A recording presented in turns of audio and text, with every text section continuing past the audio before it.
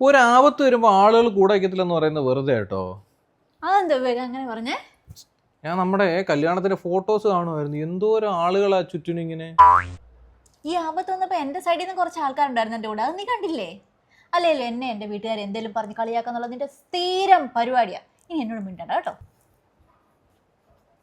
കലിപ്പായോ വർഷേ?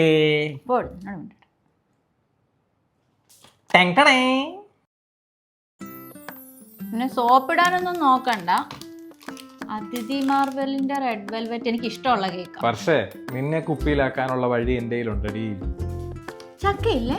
ചക്ക പിന്നെന്താ, ചക്കയുണ്ട്, ബനാന ഉണ്ട്, ഡേറ്റ്സ് ഉണ്ട്, പിന്നെ നിനക്ക് ഏറ്റവും പ്രിയപ്പെട്ട ക്യാരറ്റ് വരെ ഉണ്ട്. ഇതിന് ടേസ്റ്റ് ഓർക്കുമ്പോഴാ ഇത്തവണത്തേക്ക് ഞാൻ ക്ഷമിച്ചു. Don't repeat.